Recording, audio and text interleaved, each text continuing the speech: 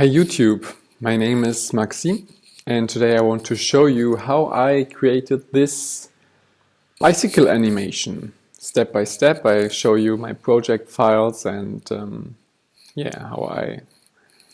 how I create this loop, this bicycle loop. The first thing I did some sketching and I ended up sketching one bicycle and then another one, and then I thought, oh, okay, maybe I want to animate a bike. These very simple rough sketches turned out into an animation, and from them I immediately jumped into Illustrator.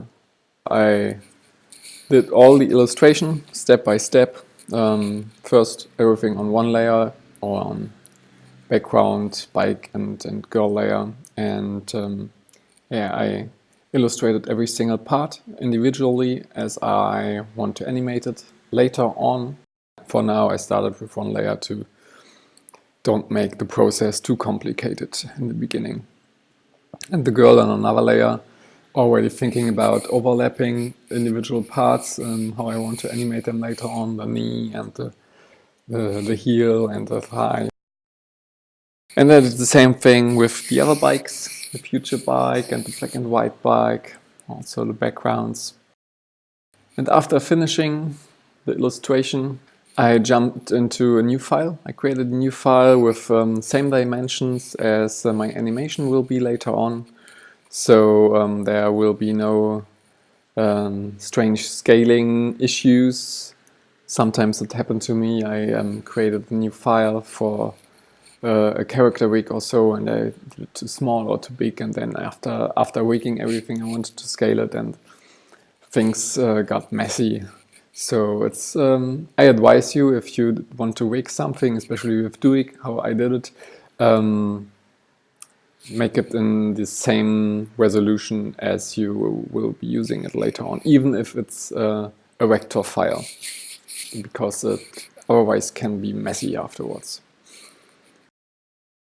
You can see that there are a lot of layers, and I made every single part of the lady and also of the bike an individual layer. Every single piece of hair and face and mouth and leg and clothing. And I did the same thing for the future woman and the black and white woman. And I laid them out in the exact same place, so when I import them in After Effects and I later on want to transition from one woman to the other one, it will be easier if they are on the same spot. And then I did the same thing with the bike. So every single part of every single bike is one individual layer, and always, especially if you have so many layers, you have to definitely name and label them correctly, because otherwise you will freak out later on in After Effects and don't know what you do anymore. So it may seem a little bit intimidating with so many layers, but it's just straightforward, layer by layer. It's a little bit tedious in some situations, but you will see it's very straightforward and very easy. Yeah, and then back in After Effects, this is the final file where you can see the animation. You can see all the layers, which are a lot of layers. But you have to start somewhere. And I, just for the sake of choice, I had to choose something. I started with this bike. This is how it looks when you import them. So you start with the one bike you want to start with, or whatever else object you're animating. And then it's all about parenting. It's very simple, very straightforward. Always think about what you want to animate, in which order. For example, we can do it with the cat.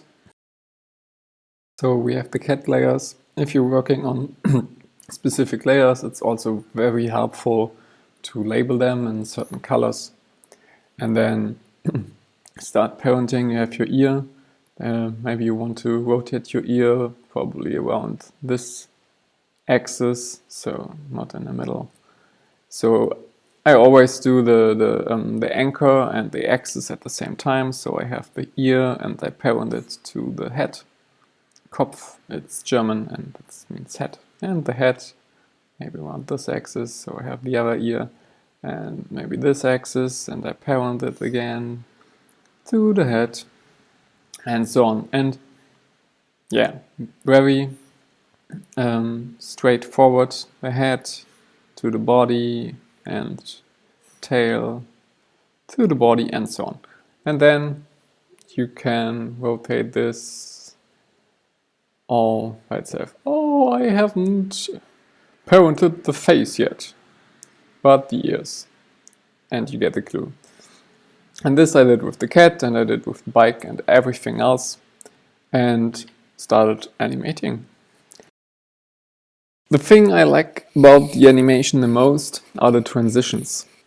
How one bike and one girl morphs to the other one. And my most favorite transition is from this sunny bike to the black and white bike.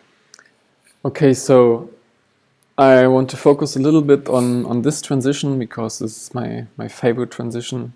It feels pretty smooth and there's a lot of stuff happening, and maybe some things won't be noticed by a lot of viewers, but it's really, I like it if there happens a lot in one moment. It makes it feel more organic and more vital. Yeah, so you can see that every single part morphs in some way or the other. The wheels, they are just mainly doing a simple transition. They are scaling, and the other one is fading in or scaling up a little bit and changing their position.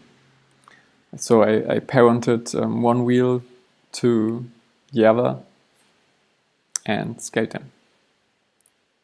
And this is mainly what I did with everything. If you select something and you want to jump to the layer in your view, you just press U, for example, and then it opens up all the keyframes that are animated, or you press U again and it will collapse them again. And it also will jump to the position of this. So you always can press S for scale or P for position, or R for rotation, and so on. There's another tiny trick I want to show you because, and this is the rotation. The rotation of the wheels, because it's continuous. As you can see from the beginning, the wheels are rotating and rotating. And I could have done it just with the main wheel rotating, but the sizes change. So currently the front wheel is small and the back wheel is big, and then it changes to the opposite. So the front wheel is big. So in this moment, the front wheel has to rotate faster than the back wheel, and now it's turning around. So the front wheel is turning way slower and the back wheel way faster. So what I did to do this is I created a controller layer and created some. So I created the speed all, which I wanted to have to just be able to increase the speed of the overall bike rotation of the wheels. So if I increase the speed, both wheels increase their speed depending on their size. And the size is the rotation of every single wheel is defined by speed front and speed back. And those I roundabout keyframed as they animate. So in the moment of transition where where they scale, I keyframed the speed of the front and the back wheel just by eyeballing it. It's not exact math, but it's good enough to feel like, okay, the front wheel is now slower and the back wheel is faster, and it feels like they are rotating at the roundabout this realistic speed as they would. The speed of all is just to make me able to increase the speed of both wheels simultaneously. And yeah, these parameters I connected with the rotation of the wheels. Pretty simple math. The one parameter, speed all, times the other one, speed back, and that's it. And I did the same thing for the front wheel.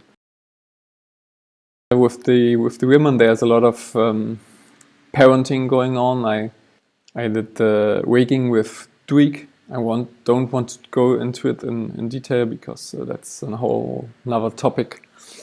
Duik is, if you don't know Duik, it's a free, very powerful plugin which helps with rigging and some other expression stuff. Yeah, and the rotation of the legs, the feet, and the thingy in the middle, pedals. This also is pretty easy to get realistic, and it's just I rotated this thing in the middle, and as this rotates, the pedals rotate, and as the pedals rotate, the legs move.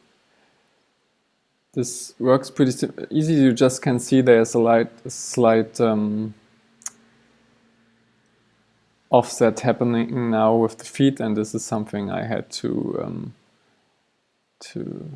manipulate afterwards to make it look a little bit more seamless, which is somewhat tedious, but it's yeah, not too much. So I made this rotate and the pedals to make them stay with the orientation. Oh, let me grab the pedals. So I made a simple expression. So have the pedals and make the rotation minus the rotation of this thing. So I always have them oriented without rotating around. If I would delete this expression, you would see that they rotate along with the circle in the middle, which is not what I want. So you subtract the rotation of the circle in the middle and you make them stay oriented the way you want it.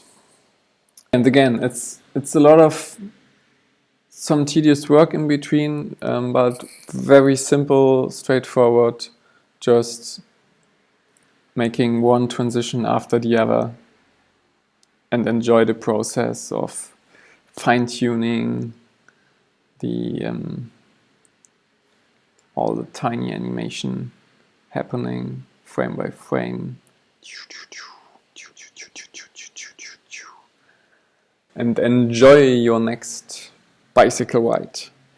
I hope you got something out of this tutorial, and if you are interested in more of this, please let me know in the comments. You can find the project file in the description, in the link below. If you're interested, you can use it for whatever you like to. Feel free to make your own stuff with it. I'm looking forward to soon make another tutorial of a new project I'm currently working on. So stay tuned and hope you have a great time.